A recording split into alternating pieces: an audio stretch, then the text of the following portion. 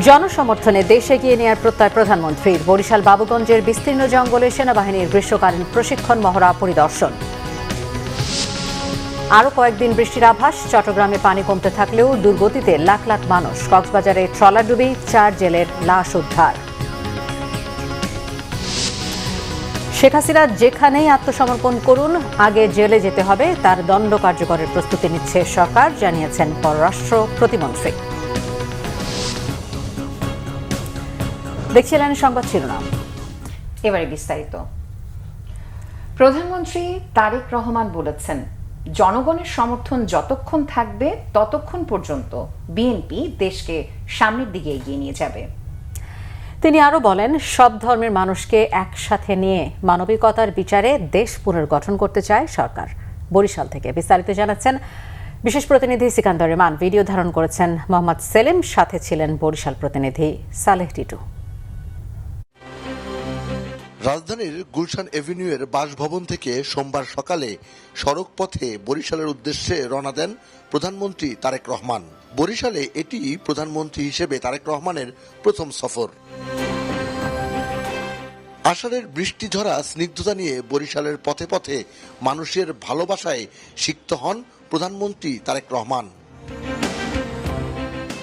বরিশাল সফরে গৌরনদীর বাটাজোর ইউনিয়নে পৌঁছে নতুন খনন করা সারিকল বাটাজোর খালপাড়ে গাছের চারা রোপণ করেন তারেক রহমান। পরে সমবেত মানুষের উদ্দেশ্যে প্রধানমন্ত্রী বলেন, পরিবেশ রক্ষায় সরকার বৃক্ষরোপণ সহ বিভিন্ন কর্মসূচি গ্রহণ করেছে। বিশ্বের উন্নত দেশগুলোর উদাহরণ টেনে তিনি বলেন, পরিবেশের ভারসাম্য রক্ষায় পরিচ্ছন্নতা অভিযানে সবাইকে এগিয়ে আসতে হবে। দেশটা যেহেতু আমাদের সকলের, এই দেশটার তো আমাদেরকে যত্ন করতে হবে। বর্ষার সময় এখন আমরা কি দেখি, বিভিন্ন জায়গায় পানি জমা হয়ে যাচ্ছে, হচ্ছে না? সেটি শহরেই হোক, গ্রামেই হোক, বিভিন্ন খাল বিল এগুলো বন্ধ হয়ে গেছে, পানি যেতে পারছে না ঠিকভাবে। এইটা দেখি না আমরা, এই সমস্যা হয় না? তো এখন এই যে সব জায়গায় যদি আমরা ময়লা ফেলি, আবর্জনা ফেলি, তাহলে এই খাল বিল সব ময়লা হয়ে যাবে, খাল বিল সব বন্ধ হয়ে যাবে। আমরা সকলে মিলে প্রতিজ্ঞা করি যে আমরা আমাদের স্ব অবস্থান থেকে প্রত্যেকটি মানুষ যতটুকু সম্ভব হবে আমরা চেষ্টা করব আমাদের আশেপাশের পরিবেশের প্রতি আমরা যত্ন নিব। বাটাজোর সরকারি প্রাথমিক বিদ্যালয় মাঠে ফ্যামিলি কার্ডের উপকারভোগীদের সাথে মত বিনিময়ে অংশ নেন সরকার প্রধান। এ সময় প্রধানমন্ত্রী বলেন, আগামী বছরের মধ্যে 41 লাখ পরিবারের কাছে ফ্যামিলি কার্ড পৌঁছাবে সরকার। সকল ধর্মের মানুষকে একসাথে নিয়ে কোনো ভেদাভেদ না, সকল মানবিকতার ভিত্তিতে বিচার করে আমরা এই দেশকে পুনর্গঠন করতে চাই, আমরা এই দেশকে সামনে এগিয়ে নিতে চাই। এবং সকল সময় আমি একটি কথা বলি, বিএনপির সকল রাজনৈতিক ক্ষমতার উৎস জনগণ। এই জনগণের সমর্থন এবং এই জনগণের সমর্থন যতক্ষণ বিএনপির কাছে থাকবে, যতক্ষণ বিএনপির পাশে জনগণ থাকবে, বিএনপি কোনো বাধা মানবে না, বিএনপি দেশকে ইনশাল্লাহ সামনের দিকে এগিয়ে নিয়ে যাবে। বরিশাল সিটি কর্পোরেশনের 30 গোডাউন বদ্ধভূমি সংলগ্ন সাগরদী খালের পাশে গাছ লাগিয়ে বৃক্ষরোপণ কর্মসূচির উদ্বোধন করেন প্রধানমন্ত্রী তারেক রহমান। সকল শ্রেণী পেশার মানুষ রাজপথে নেমে এসে শরীরটাকে দেশটাকে ঘটিয়েছে। তার মানে আমরা সকলে মিলে যদি তাদের কাজ রেখে দেশের জন্য, মানুষের জন্য যে কাজগুলো ভালো, সেই কাজগুলো যদি আমরা করি, তাহলে সকলে মিলে উপকৃত হয়। আসুন আজকে বৃক্ষরোপণের দিনে আমরা সকলে মিলে প্রতিশ্রুতিবদ্ধ হই, পরিবেশটা যাতে নষ্ট না হয়, পরিবেশটা যাতে সুন্দর থাকে, ভালো থাকে। পরে বরিশাল জেলা শিল্পকলা একাডেমিতে আয়োজিত দলের সাংগঠনিক সভায় যোগ দেন প্রধানমন্ত্রী। নির্বাচনের আগে দলীয় প্রধান হিসেবে বিএনপি চেয়ারম্যান তারেক রহমান জনগণের কাছে যেসব প্রতিশ্রুতি দিয়েছিলেন, নির্বাচিত হয়ে সেই দলের চেয়ারম্যান তারেক রহমান যখন প্রধানমন্ত্রী, তিনি তখন জনগণের কাছে আসছেন, জনগণের কাছ থেকে তাদের দুঃখ দুর্দশার কথা শুনছেন, সেই সঙ্গে নির্বাচনে দেয়া সেসব প্রতিশ্রুতি একের পর এক বাস্তবায়ন করছেন।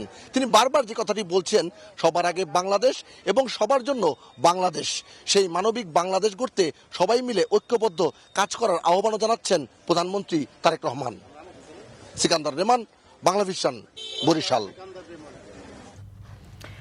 বরিশালের বাবুগঞ্জের বিস্তীর্ণ জঙ্গলে সেনাবাহিনীর গ্রীষ্মকালীন প্রশিক্ষণ মহড়া পরিদর্শন করেছেন প্রধানমন্ত্রী তারেক রহমান। বেলা 11:30টায় বাবুগঞ্জ উপজেলার পূর্ব রহমতপুর এলাকায় বাংলাদেশ সেনাবাহিনীর গ্রীষ্মকালীন প্রশিক্ষণ মহড়া স্থলে পৌঁছান প্রধানমন্ত্রী। তিনি পায়ে হেঁটে বিস্তীর্ণ জঙ্গল জুড়ে সেনা সদস্যদের বিভিন্ন প্রশিক্ষণ কার্যক্রম ও যুদ্ধকালীন প্রস্তুতি পরিদর্শন করেন। প্রধানমন্ত্রী এর সময় শত্রুপক্ষের ড্রোন শনাক্ত ও প্রতিরোধে ব্যবহৃত এন্টি ড্রোন মাল্টি ব্যারেল সিস্টেমের কার্যক্রম প্রত্যক্ষ করেন। সংশ্লিষ্ট সেনা কর্মকর্তারা তাকে এই প্রতিরক্ষা ব্যবস্থার কার্যপদ্ধতি ও যুদ্ধক্ষেত্রের ব্যবহার সম্পর্কে ধারণা দেন। তিনি জঙ্গলের ভেতরে দায়িত্ব পালনরত সেনা সদস্যদের কাছে গিয়ে তাদের খোঁজখবর নেন এবং নিষ্ঠা ও পেশাদারিত্বের সঙ্গে দায়িত্ব পালনে উৎসাহ দেন।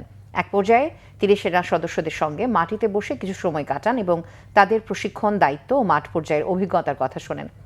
কৌটার মাধ্যমে মোম জ্বালিয়ে তৈরি আগুনে রান্না করা সাদা ভাত, ডাল, আলু ভর্তা, চিংড়ি মাছ ও ডিমের তরকারি পরিবেশন করা হয় তাকে। পরে সেনা সদস্যদের উদ্দেশ্যে দিক নির্দেশনামূলক বক্তব্যে প্রধানমন্ত্রী তারেক রহমান বলেন, দেশের স্বাধীনতা ও সার্বভৌমত্বের প্রতীক বাংলাদেশ সেনাবাহিনীর প্রতি জনগণের গভীর আস্থা রয়েছে। জাতীয় সংকট মোকাবেলা, দেশের নিরাপত্তা নিশ্চিত করা এবং আইন শৃঙ্খলা রক্ষায় সেনাবাহিনী বারবার পেশাদারিত্ব, সাহসিকতা ও দেশপ্রেমের উজ্জ্বল দৃষ্টান্ত স্থাপন করেছে। বাংলাদেশের সশস্ত্র বাহিনীকে বাংলাদেশের মানুষ স্বাধীনতা এবং সার্বভৌমত্বের প্রতীক হিসাবে বিবেচনা করে। বর্তমানে পৃথিবীতে আজকে থেকে 20 বছর, 25 বছর বা 30 বছর আগে যুদ্ধের ধরন যেমন ছিল, এখন যুদ্ধের ধরন পাল্টে গিয়েছে। ইনশাআল্লাহ ভবিষ্যতে একদিন বাংলাদেশের সেনাবাহিনীর প্রশিক্ষণ বলুন, বাংলাদেশের সেনাবাহিনীর আর্ট বলুন, বাংলাদেশ সেনাবাহিনীর এক্সপার্টিস বলুন, সব নিয়ে পৃথিবীর বিভিন্ন বড় বড় জায়গায় আলোচনা হবে। তারা গর্ব ভরে বা তারা কেউ কেউ হয়তো হিংসার দৃষ্টিতেও বাংলাদেশের সেনাবাহিনীকে কথা বলবে। আমরা সেই দিনের অপেক্ষা করছি। আগামী 2 দিন বৃষ্টির তীব্রতা কিছুটা কম থাকলেও ঢাকা সহ 8 বিভাগে শুক্রবার পর্যন্ত থেমে থেমে ভারী বৃষ্টি ও দমকা হাওয়া অব্যাহত থাকবে, এমন পূর্বাভাস দিয়েছে আবহাওয়া অধিদপ্তর। এদিকে টানা বৃষ্টি ও জলাবদ্ধতায় ভোগান্তিতে মহানগরবাসী। বিপাকে পড়েছেন ক্ষুদ্র ব্যবসায়ী, হকার ও খেটে খাওয়া মানুষ। মোবাশ্বের আহমেদের রিপোর্ট। মৌসুমী বায়ুর প্রভাবে গেল 3 দিন ধরেই বৃষ্টির মুখোমুখি মহানগরবাসী। অতিবৃষ্টির ফলে তলিয়ে গেছে রাস্তাঘাট, অলিগলি। সোমবার সকাল 9:30টার পর থেকে শুরু হওয়া বৃষ্টি থেমে থেমে অব্যাহত থাকছে। অতিবৃষ্টির ফলে রাজধানীর রাজারবাগ, মালিবাগ, শান্তিনগর ও পল্টন এলাকা সহ শহরের বেশ কিছু প্রধান সড়কে জলাবদ্ধতা দেখা দেয়। এছাড়া যানবাহনের অভাবে অফিসগামী কর্মজীবী মানুষও ভোগান্তিতে পড়েন। সড়কে ব্যাটারি চালিত অটোরিকশা ও ব্যক্তিগত গাড়ি বিকল হওয়ায় ধীরগতি সহ তীব্র যানজটে চরম বিপাকে পড়েন সব শ্রেণী পেশার মানুষ। বেচাকেনি কম, অনেক কম।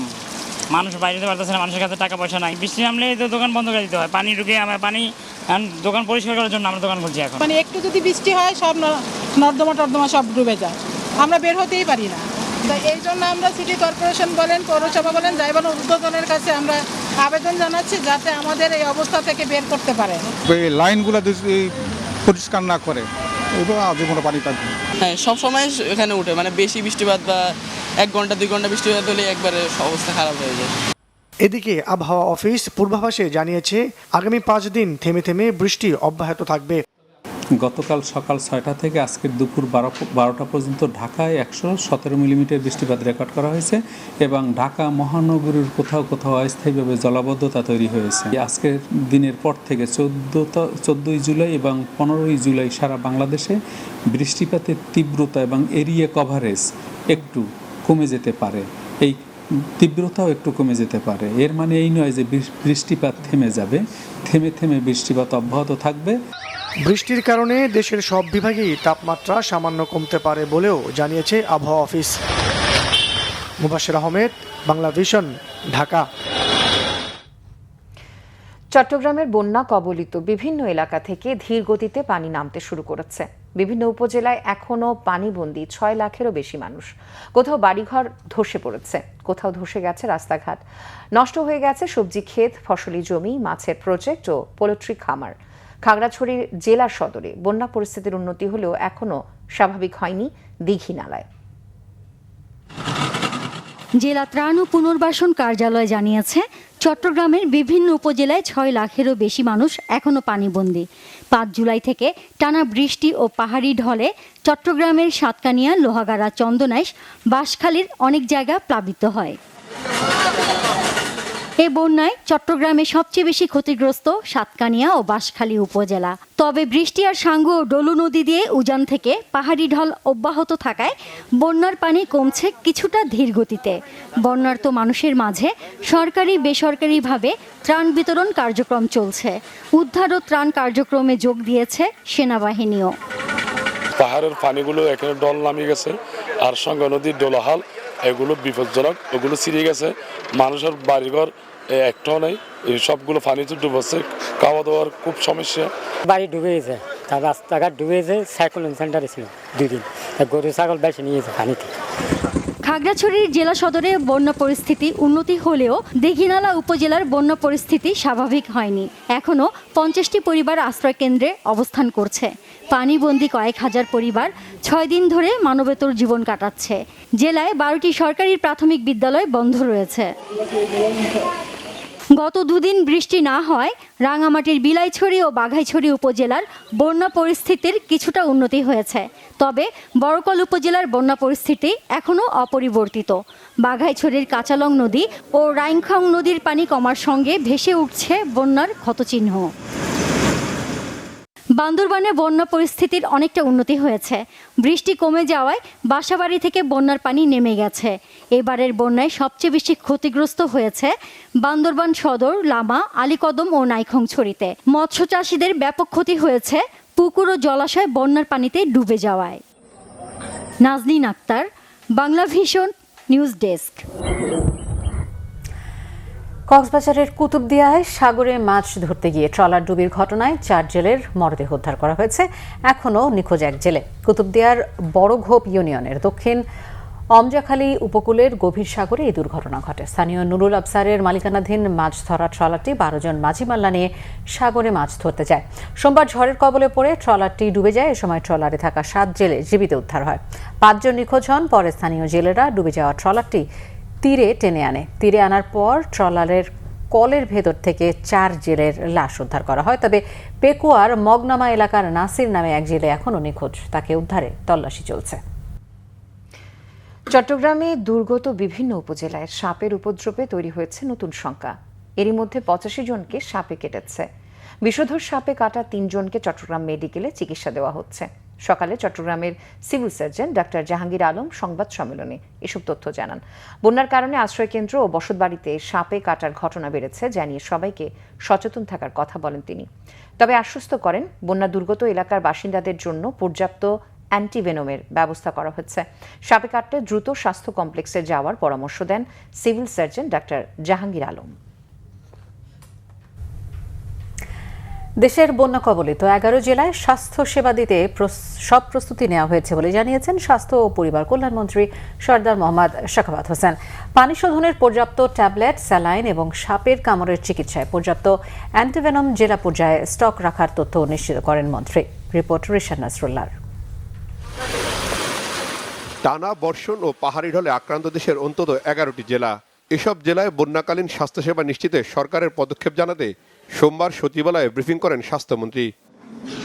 ব্রিফিংয়ে জানান বন্যাপীড়িত এলাকায় সব স্বাস্থ্যকর্মীর ছুটি বাতিল করা হয়েছে। পানিবাহিত রোগের চিকিৎসায় টিম ওষুধ প্রস্তুত রাখার কথাও জানান তিনি। পানি নামতে শুরু করেছে, এর মধ্যে এখনো কলেরার তেমন কোনো খবর আমরা পাইনি। যদি হয় আমাদের টিম প্রস্তুত আছে, আমাদের ওষুধ প্রস্তুত আছে।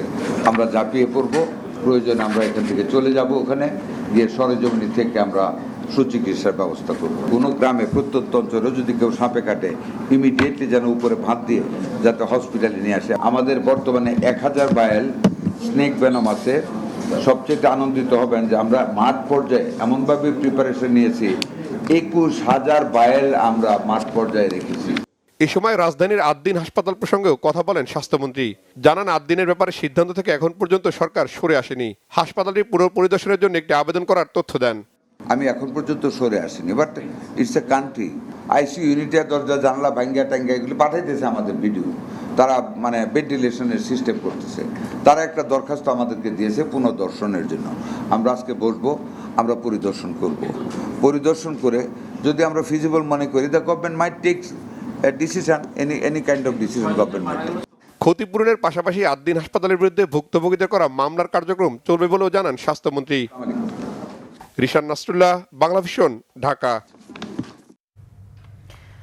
শেখ হাসিনা ভারত বা বাংলাদেশ যেখানেই আত্মসমর্পণ করুক না কেন তাকে আগে জেলে যেতে হবে বলেছেন পররাষ্ট্র প্রতিমন্ত্রী শামা ওবায়েদ।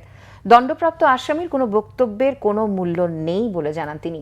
শেখ হাসিনাকে ফেরাতে সরকার কূটনৈতিক তৎপরতা অব্যাহত রেখেছে বলে জানান পররাষ্ট্র প্রতিমন্ত্রী। পররাষ্ট্র মন্ত্রণালয়ে সাংবাদিকদের এই তথ্য জানান তিনি। রিপোর্ট করেছেন ইমরুল কায়েস। পালিয়ে ভারতে আশ্রয় নেয়া সাবেক স্বৈরাচারী প্রধানমন্ত্রী শেখ হাসিনা ডিসেম্বরের মধ্যেই দেশে ফিরবেন। সম্প্রতি নেট দুনিয়ায় তার এমন বক্তব্য ভাইরাল। এ নিয়ে সামাজিক মাধ্যমে চলছে নানা আলোচনা সমালোচনা। তবে পররাষ্ট্র প্রতিমন্ত্রী শামা ওবায়েদ মনে করেন, পালিয়ে থাকা দলীয় নেতাকর্মীদের উজ্জীবিত করতেই শেখ হাসিনা এমন বক্তব্য দিচ্ছেন। বাস্তবে দেশে ফিরলেই তাকে জেলে যেতে হবে বলে জানান তিনি। মন্ত্রণালয়ে সাংবাদিকদের এসব কথা বলেন পররাষ্ট্র প্রতিমন্ত্রী। শেখ হাসিনা একজন সাজাপ্রাপ্ত আসামি। উনি যদি আত্মসমর্পণ করে তাহলে ওনার বাংলাদেশের আইন অনুযায়ী ওনার বিরুদ্ধে ব্যবস্থা হবে, ওনাকে জেলে যেতে হবে। একজন আসামি সে কোথায় আত্মসমর্পণ করবে, কিভাবে করবে, সেটা একেবারেই ওনার ব্যাপার এবং সেটা আমাদের কোনো সরকারের কোনো এখানে সাবজেক্ট না। এবং সে বিদেশে বাংলাদেশের কোনো মিশনে আত্মসমর্পণ করুক বা বাংলাদেশে এসে আত্মসমর্পণ করুক, প্রক্রিয়া একই। ওনাকে জেলে যেতে হবে, ওনার যে সাজা সে সাজা ফেস করতে হবে। শেখ হাসিনাকে ফিরিয়ে এনে দণ্ড কার্যকর করতে সরকারি তৎপরতা অব্যাহত রয়েছে বলে জানান তিনি। সরকারের পক্ষ থেকে অলরেডি এক্সট্রাডিশন প্রক্রিয়া শুরু হয়েছে। যেভাবে যে কোনো দেশের সাথে আমাদের যে প্রক্রিয়া আছে ডিপ্লোমেসিতে, সেই প্রক্রিয়া চলছে। সব কিছু তো স্টেটমেন্ট দিয়ে, ঘোষণা দিয়ে, আপনাদেরকে বিবৃতি দিয়ে বলার কিছু নাই। এটা ভারতের সাথে আমাদের যে চলমান কথাবার্তা হয়, ডায়ালগ হয়, আমাদের এক্সচেঞ্জ হয়, তখন সবসময় এই সাবজেক্ট থাকে আলোচনায়। পররাষ্ট্র এবং স্বরাষ্ট্র মন্ত্রণালয় সহ যে প্রক্রিয়া চলছে, সেই প্রক্রিয়া ইতিমধ্যে চলমান আছে। শেখ হাসিনা কিভাবে আত্মসমর্পণ করবেন সেটা তার বিষয় বলে মনে করেন শামা ওবায়েদ। ইমরুল কায়েস, বাংলা ভিশন, ঢাকা। কোটা সংস্কার আন্দোলনের ইতিহাসে 2024 সালের 13 জুলাই ছিল একটি গুরুত্বপূর্ণ দিন। বড় ধরনের সংঘর্ষ না হলেও আন্দোলনের নতুন কৌশল বিস্তৃত হয় দেশের বিভিন্ন অঞ্চলে। রাজশাহীতে রেলপথ অবরোধ, ঢাকা বিশ্ববিদ্যালয়ের সমন্বয়কারীদের সংবাদ সম্মেলন, মামলা ও হয়রানির অভিযোগ এবং সব মিলিয়ে 13 জুলাই তৈরি হয় পরবর্তী কয়েকদিনের উত্তাল পরিস্থিতির ভিত্তি। বিস্তারিত জানাচ্ছেন ওমর ফারুক।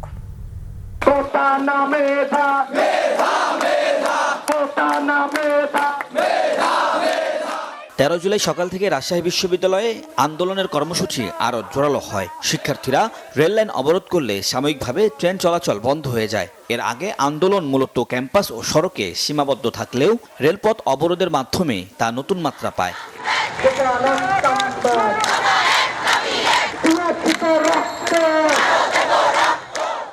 এদিনের সবচেয়ে গুরুত্বপূর্ণ রাজনৈতিক বার্তা আসে সন্ধ্যায় ঢাকা বিশ্ববিদ্যালয় থেকে। বৈষম্য বিরোধী ছাত্র আন্দোলনের সমন্বয়কারীরা সংবাদ সম্মেলনে অভিযোগ করেন, আন্দোলন দমাতে শিক্ষার্থীদের বিরুদ্ধে মামলা দেওয়া হচ্ছে এবং নেতাকর্মীদের ভয়ভীতি দেখানো হচ্ছে। তারা স্পষ্ট ভাষায় বলেন, এসব পদক্ষেপে আন্দোলন থামবে না, বরং আরও সংগঠিতভাবে কর্মসূচি চালিয়ে যাওয়া হবে। আমরা ঢাকার যে শিক্ষা প্রতিষ্ঠানগুলো রয়েছে, তারা আগামীকাল আমরা গণপদযাত্রায় অংশগ্রহণ করব। সংবাদ সম্মেলন থেকে আন্দোলনকে দেশব্যাপী ছড়িয়ে দেওয়ার ঘোষণাও আসে। সমন্বয়কারীরা জানান, শুধু ঢাকা নয়, দেশের বিভিন্ন বিশ্ববিদ্যালয় ও জেলায় একই দাবিতে আন্দোলন জোরদার করা হবে। ক্রমেই স্পষ্ট হতে থাকে কোটা সংস্কার আন্দোলন একটি জাতীয় আন্দোলনের রূপ নিচ্ছে।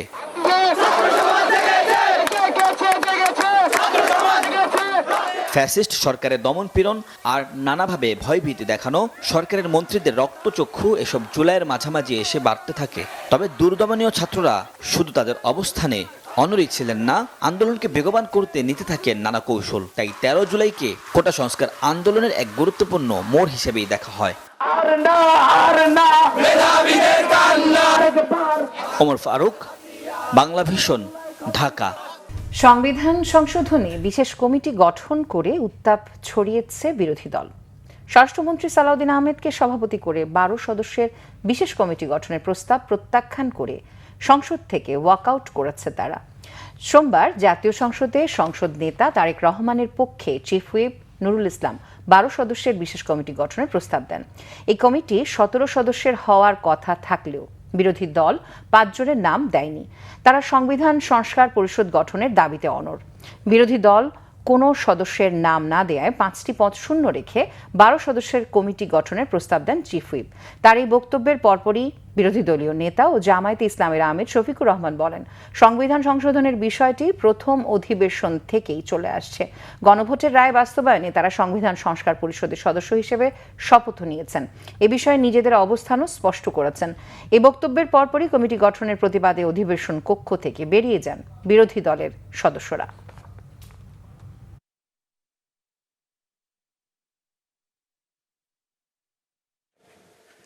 আমাদের 2টা শপথই আমরা মনে করি বিদ্যমান আছে, সুতরাং ওইটাকে যদি বাইপাস করার জন্য এই কমিটি গঠন করা হয় তাহলে আমরা এই প্রস্তাব প্রত্যাখ্যান করছি। আমরা মনে করি যে জনগণের এই অভিপ্রায় মতামতকে কোনোভাবেই অগ্রাহ্য অপমান করা উচিত হবে না। এই জন্যে তাদের প্রতি সম্মান রেখেই আমরা শুধু এই কমিটিতে অংশগ্রহণ করব না এটাই নয়, বরঞ্চ এই পর্বটা আমরা যেহেতু জনগণের রায়কে সম্মান করা হচ্ছে না তার প্রতিবাদে আমরা ওয়াক আউট করছি। ধন্যবাদ মাননীয় স্পিকার। মডেল মসজিদ নির্মাণের অতিরিক্ত খরচ বা অনিয়ম খতিয়ে দেখতে শিগগিরই তদন্তের নির্দেশ দেওয়া হবে বলে জানিয়েছেন স্বরাষ্ট্রমন্ত্রী সালাউদ্দিন আহমেদ। সোমবার জাতীয় সংসদে সংসদ সদস্য জয়নুল আবেদিন ফারুকের এক সম্পূরক প্রশ্নের জবাবে একথা বলেন স্বরাষ্ট্রমন্ত্রী। সংসদে জয়নুল আবেদিন ফারুক বলেন, নতুন মসজিদ তৈরির দরকার নেই। তার অভিযোগ, মডেল মসজিদ তৈরির নামে আগে 13 কোটির জায়গায় 21 কোটি খরচ করা হয়েছে, সেগুলোর আগে তদন্ত হওয়া দরকার। জবাবে স্বরাষ্ট্রমন্ত্রী জানান, ফ্যাসিস্ট সরকারের সময় মেগা প্রকল্পের নামে মেগা লুটপাট হয়েছে। মসজিদ নির্মাণের নামে গর্হিত যে কাজ হয়েছে তা খতিয়ে দেখা হবে বলে জানান স্বরাষ্ট্রমন্ত্রী। সরকারের সময়ে অর্থ লোপাটের বিভিন্ন প্রকল্প নেওয়া হয়েছে। আমি এখানে বলছি না যে পদ্মা সেতুর মতো দুর্নীতি এখানে হয়েছে, তবে ইসলামের নামে মসজিদের নামে তারা যা করেছে সেটা অত্যন্ত গর্হিত কাজ। এখন 13 কোটি থেকে 21 কোটিতে কিভাবে গেল, এই মডেল মসজিদগুলোর সমস্ত প্রকল্প ব্যয় টোটাল কত ছিল, কতটা নাম্বার অফ মডেল মসজিদ হয়েছে, সমস্ত মসজিদ ওয়ারি সেটা তদন্ত পরিচালনা করার জন্য আমি আজকে মন্ত্রণালয়কে নির্দেশ দেব মাননীয় স্পিকার। আন্তর্জাতিক মুদ্রা তহবিল IMF এর সঙ্গে বাংলাদেশের নতুন ঋণ কর্মসূচি নীতিমালা ও মূল কাঠামো নিয়ে আলোচনা চলছে বলে জানিয়েছেন অর্থমন্ত্রী আমির খসরু মাহমুদ চৌধুরী। বলেন, দেশের অর্থনীতি ও জনগণের স্বার্থ বিবেচনায় প্রয়োজনীয় সংস্কারের সময় ও ধাপ সরকারই নির্ধারণ করবে। এতে IMF সম্মত হয়েছে। সোমবার সচিবালয়ে অর্থমন্ত্রীর সঙ্গে IMF এর ঋণ কর্মসূচির বাংলাদেশ মিশন প্রধান ইভো ক্রুজনারের নেতৃত্বাধীন প্রতিনিধি দলের বৈঠক শেষে সাংবাদিকদের এসব কথা জানান অর্থমন্ত্রী। তিনি বলেন, নতুন ঋণ কর্মসূচির নীতিমালা ও মূল ভিত্তি কী হবে তা নিয়ে দুই পক্ষের মধ্যে আলোচনা অব্যাহত রয়েছে। IMF ধাপে ধাপে কিছু পরিবর্তনের প্রস্তাব দিয়েছে, তবে দেশের অর্থনৈতিক বাস্তবতা এবং জনগণের স্বার্থ বিবেচনায় কোন সংস্কার কখন বাস্তবায়ন করা হবে সেই সিদ্ধান্ত সরকারই নেবে। এ বিষয়ে IMF সম্মতি দিয়েছে। অর্থমন্ত্রী বলেন, একটি রাজনৈতিক সরকারের দায়িত্ব ও জনগণের প্রতি দায়বদ্ধতাকে IMF সম্মান করে। তিনি আরও জানান, দেশের আর্থিক খাতে সাম্প্রতিক অগ্রগতিতে সন্তোষ প্রকাশ করেছে IMF। বিশেষ করে শেয়ার বাজারের উন্নয়ন এবং কর জিডিপি অনুপাত বৃদ্ধির বিষয়টি ইতিবাচক হিসেবে দেখছে সংস্থাটি। তবে এসব ক্ষেত্রে আরও অগ্রগতি প্রয়োজন বলেও মত দিয়েছে তারা। প্রোগ্রামের যে নীতিমালা কি হবে, প্রিন্সিপাল কি হবে,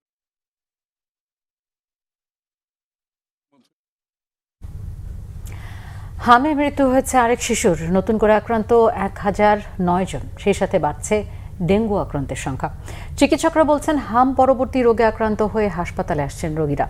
এদিকে টানা কয়েকদিন বৃষ্টির ফলে ডেঙ্গুর প্রকোপ বাড়তে পারে বলে শঙ্কা চিকিৎসকদের। আরেফিন শাওনের রিপোর্ট। প্রায় 3.5 মাস ধরে চলছে হাম সংক্রমণ। এখনো প্রতিদিন হামে আক্রান্ত হচ্ছে 1000-এর বেশি শিশু। মৃত্যু আর আক্রান্তের হার কিছুটা কমলেও স্বস্তিতে নেই রোগীর অভিভাবকরা। বিগত 15ই মার্চ থেকে আজ পর্যন্ত হাম আক্রান্তের সংখ্যা ছাড়িয়েছে লাখের ঘর, আর মৃত্যু 750 জনের বেশি। 5 দিন যাবৎ জ্বর ভালো হয় না, তারপরে দেখি যে আস্তে আস্তে শরীরে র্যাশ দেখা দিছে। তারপর হাসপাতালে নিয়ে আসলাম, বললো যে হামের সমস্যা। এর আগে আমরা নোয়াখালীতে দেখেছি, 5টা জ্বর হয়েছে একদিন। এবার টনসিলের সমস্যা ছিল, নাক কান গলার ডাক্তার দেখেছি, জ্বর কমতেছে না দেখে আমরা ঢাকায় নিয়ে আসছি। এখানে আসছিল টনসিল, নিউমোনিয়া, হাম তিনটে একসাথে আক্রান্ত হয়েছে। বৃহস্পতিবার দিন ভর্তি ছিলাম, তারপর শনিবার দিন নাম কেটে দিয়েছে। আমরা বাড়ি যাইয়ে 1 ঘন্টা বসতে পারিনি ওরে লইয়া, পরে ও আবার অসুস্থ হয়ে পড়ছে। শনিবার দিন রাত্রে আবার ওরে লই ভর্তি, এখনো আসছি। চিকিৎসকরা জানিয়েছেন হাম পরবর্তী রোগে আক্রান্ত হয়ে হাসপাতালে আসছে রোগীরা। রোগ প্রতিরোধ ক্ষমতা নষ্ট হয়ে গেল, পরবর্তী সময়ে কিন্তু তার নিউমোনিয়া বেশি হবে, তার কাশি বেশি হবে, তার ডায়রিয়া বেশি হবে, এমনকি যেসব রোগের বিরুদ্ধে তার শরীরে প্রতিরোধ ক্ষমতা ছিল টিকার কারণে, রোগগুলো কিন্তু তার হবে। এর ফলে দেখা যাচ্ছে একবার যারা হাম আক্রান্ত হচ্ছে তারা কিন্তু বারবার অন্য রোগেও আক্রান্ত হচ্ছে, ফলে হাম আক্রান্ত রোগীরা বারবার হাসপাতালে আসছে। টানা বৃষ্টির ফলে ডেঙ্গুর ভয়াবহ বিস্তারের শঙ্কা করছেন চিকিৎসকরা। এই জলবদ্ধতার কারণে একদিকে যেমন ডেঙ্গুর প্রজনন, অর্থাৎ ডেঙ্গুর বাহক এডিস মশার প্রজনন বেড়ে যাবে, ফলে জলবদ্ধতার পরপরই কিন্তু ডেঙ্গুর একটি ব্যাপক সংক্রমণের সমূহ সম্ভাবনা তৈরি হওয়ার আশঙ্কা রয়েছে। হাম আক্রান্ত রোগী সহ সর্বস্তরের মানুষকে সচেতন হওয়ার আহ্বান তাদের। Arefin Shaon, Bangla vision, Dhaka. Third terminal সহ 6টি এয়ারপোর্টের দুর্নীতির দ্রুত তদন্ত করার আশ্বাস দিয়েছেন বিমানমন্ত্রী আফরোজা খানম। এক মত বিনিময় সভা শেষে কথা জানিয়েছেন দুর্নীতি বিরোধী জাতীয় সমন্বয় কমিটির সাধারণ সম্পাদক ও মুখপাত্র সরওয়ার ওয়াদুদ চৌধুরী। সচিবালয়ে বেসামরিক বিমান পরিবহন ও পর্যটন মন্ত্রণালয়ের সভাকক্ষে মন্ত্রী আফরোজা খানম রিতার সাথে দুর্নীতি বিরোধী জাতীয় সমন্বয় কমিটির মত বিনিময় সভা শেষে সাংবাদিকদের ওয়াদুদ চৌধুরী কথা জানান। মন্ত্রী আফরোজা খানম রিতার সভাপতিত্বে আলোচনায় উপস্থিত ছিলেন বিচারপতি খাদিমুল ইসলাম চৌধুরী, কাইয়ুম রেজা চৌধুরী, 69-এর গণঅভ্যুত্থানের শহীদ আসাদের সহোদর ডাক্তার AM নুরুজ্জামান সহ সংশ্লিষ্টরা। খাতুন উপস্থিত ছিলেন এবং অন্যান্য কর্মকর্তাগণ উপস্থিত ছিলেন। আমি প্রাণপ্রিয় গ্রাহকের ক্যাশ আউটের খরচ আরও সাশ্রয়ী করতে আবারও চার্জ কমালো দেশের বৃহত্তম মোবাইল আর্থিক সেবাদানকারী প্রতিষ্ঠান বিকাশ। এখন থেকে 2টি প্রিয় এজেন্ট নম্বরে মাসে 50,000 টাকা পর্যন্ত হাজারে 13 টাকা 95 পয়সা খরচে ক্যাশ আউট করতে পারবেন গ্রাহকরা। বিকাশের পক্ষ থেকে জানানো হয়েছে বরাবরের মতোই এই চার্জের মধ্যে ভ্যাট সহ সব খরচ অন্তর্ভুক্ত থাকবে। গ্রাহককে আর কোনো বাড়তি ব্যয় করতে হবে না। দেশের যে কোনো প্রান্ত থেকে বিকাশের 8,40,00,000 গ্রাহকের দৈনন্দিন আর্থিক লেনদেন আরও সাশ্রয়ী করবে এই উদ্যোগ। সারা দেশে ছড়িয়ে থাকা বিকাশ এজেন্ট থেকে ক্যালেন্ডার মাস অনুযায়ী নিজের সুবিধা মতো 2 জন বিকাশ এজেন্টকে প্রিয় এজেন্ট হিসেবে যোগ করে নিতে পারবেন গ্রাহক। ক্যালেন্ডার মাস শেষ হলে প্রয়োজন মতো প্রিয় এজেন্ট নম্বর আবারও পরিবর্তন করতে পারবেন। তবে প্রতি মাসে 50,000 টাকার চেয়ে বেশি এবং প্রিয় এজেন্ট ছাড়া অন্য এজেন্ট থেকে ক্যাশ আউটের ক্ষেত্রে হাজারে 18 টাকা বা 50 পয়সা চার্জ প্রযোজ্য হবে। দেশের আরও কিছু খবর নিয়ে এখন একটা ডেস্ক রিপোর্ট। রাজশাহী বাস শ্রমিক ইউনিয়নের নির্বাচন পূর্ববর্তী আহ্বায়ক কমিটি গঠনকে কেন্দ্র করে দুপক্ষের দ্বন্দ্বের জেরে সংঘর্ষ ভাঙচুরের প্রতিবাদে রাজশাহী থেকে সব রুটে বাস চলাচল অনির্দিষ্টকালের জন্য বন্ধ ঘোষণা করা হয়েছে। আগামীকাল সকল রুটে সব ধরনের বাস চলাচল বন্ধের ডাক দিয়েছে বিক্ষুব্ধ শ্রমিকরা। কক্সবাজারে বন্যা দুর্গত 5 শতাধিক পরিবারের মাঝে রান্না করা খাবার এবং ত্রাণ সামগ্রী বিতরণ করেছে বিজিবি। রামু 30 বিজিবির উদ্যোগে কক্সবাজার সদরের ঝিলংঝা মুক্তারকুল এবং রামুর দক্ষিণ মিঠাছড়ি ইউনিয়নে বন্যা কবলিত মানুষের মাঝে এসব সহায়তা বিতরণ করা হয়।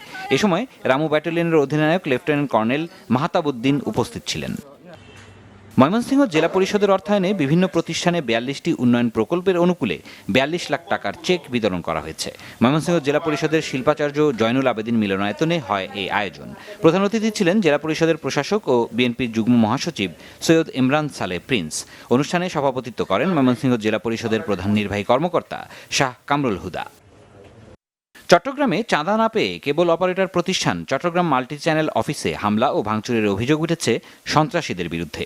সোমবার দুপুরে একদল সন্ত্রাসী প্রতিষ্ঠানটির আগ্রাবাদ অফিসে ঢুকে চাঁদা না দেওয়ার অভিযোগ তুলে ভাঙচুর চালায়। সিএমসিএল এর কর্মকর্তারা জানান 2 দিন আগে একটি নাম্বার থেকে ডেভিড ইমন পরিচয় দিয়ে এক ব্যক্তি ফোন কল করে 2 কোটি টাকা চাঁদা দাবি করে প্রতিষ্ঠানটির কাছে। সিরাজুম মুনির শুভ, বাংলা ভিশন, নিউজ ডেস্ক। বিশ্বকাপ শুরু হয়েছিল 1930 সালে, অথচ আর্জেন্টিনার জার্সিতে লেখা 1893। সংখ্যাটি দেখে অনেকেরই মনেই প্রশ্ন জাগে, এর রহস্য কি? বিশ্ব চ্যাম্পিয়নদের জার্সিতে কিভাবে জায়গা করে নিয়েছে এই সংখ্যা? মোর্শেদ আলমের ডেস্ক রিপোর্ট। বিশ্বকাপ ফুটবল খেলা শুরু হয়েছিল 1930 সালে, অথচ আর্জেন্টিনা দলের জার্সির পেছনে লেখা 1893। সংখ্যাটি দেখে অনেক ফুটবল প্রেমীর মনেই প্রশ্ন, বিশ্বকাপের সঙ্গে এর সম্পর্ক কি? আর্জেন্টিনার জার্সির পেছনে কেন লেখা থাকে 1893? 1893 কোনো জার্সির নম্বর, গোপন সংকেত বা বিশ্বকাপের বছর নয়। এটি আর্জেন্টিনা ফুটবল অ্যাসোসিয়েশন AFA এর প্রতিষ্ঠা বর্ষ। নিজেদের শতবর্ষেরও বেশি পুরনো ফুটবল ঐতিহ্য ও ইতিহাসকে সম্মান জানাতেই জার্সিতে এই শালটি বহন করেছে বিশ্ব চ্যাম্পিয়নরা। 1893 সালে স্কটিশ শিক্ষক ও ক্রীড়াবিদ আলেকজান্ডার ওয়াটসন হাটন প্রতিষ্ঠা করেন আর্জেন্টাইন অ্যাসোসিয়েশন ফুটবল লীগ, যা পরবর্তীতে আর্জেন্টিনা ফুটবল অ্যাসোসিয়েশনে রূপ নেয়। তাকে আর্জেন্টিনার ফুটবলের জনক বলা হয়। শুধু তাই নয়, ইউরোপের বাইরে এটি ছিল বিশ্বের প্রথম জাতীয় ফুটবল অ্যাসোসিয়েশন। হাটনের হাত ধরে বুয়েন্স এয়ার্সে গড়ে ওঠে ইংলিশ হাই স্কুল ও কিংবদন্তি ফুটবল ক্লাব অ্যালামনাই। পরবর্তীতে 1911 সালে সফল এই ক্লাবটি বন্ধ হওয়ার আগে 22টি শিরোপা জিতে আর্জেন্টিনার ফুটবলে এক অনন্য ইতিহাস গড়ে। আর্জেন্টিনার জার্সির 1893 লেখাটি প্রায় এক শতাব্দীরও বেশি সময় ধরে গড়ে ওঠা তাদের ফুটবল ঐতিহ্য, গৌরব আর পরিচয়, যে ইতিহাসের ধারাবাহিকতা আজও বয়ে বেড়াচ্ছেন মেসিরা। মোর্শেদ আলম, বাংলা ভিশন। সংবাদ শেষ করব, তার আগে শিরোনামগুলো জানিয়ে দিচ্ছি আরো একবার। জনসমর্থনে দেশ এগিয়ে নেয়ার প্রত্যয় প্রধানমন্ত্রীর। বরিশাল বাবুগঞ্জের বিস্তীর্ণ জঙ্গলে সেনাবাহিনীর গ্রীষ্মকালীন প্রশিক্ষণ মহড়া পরিদর্শন। আরো কয়েকদিন বৃষ্টির আভাস। চট্টগ্রামে পানি কমতে থাকলেও দুর্গতিতে লাখ লাখ মানুষ। কক্সবাজারের ট্রলার ডুবি, 4 জেলের লাশ উদ্ধার। শেখ হাসিনা যেখানে আত্মসমর্পণ করুক, আগে জেলে যেতে হবে। তার দণ্ড কার্যকরের প্রস্তুতি নিচ্ছে সরকার, জানিয়েছেন পররাষ্ট্র প্রতিমন্ত্রী। এই ছিল এখনকার মতো। পরের সংবাদ রাত 1টায় দেখার আমন্ত্রণ রইল। এছাড়া বাংলা ভিশন সংবাদ ও সংবাদ সংশ্লিষ্ট অনুষ্ঠান দেখতে ভিজিট করুন www.bbnews24.com ও facebook.com/banglavishnnews এবং সাবস্ক্রাইব করুন youtube.com/banglavishnnews। ধন্যবাদ, শুভরাত্রি।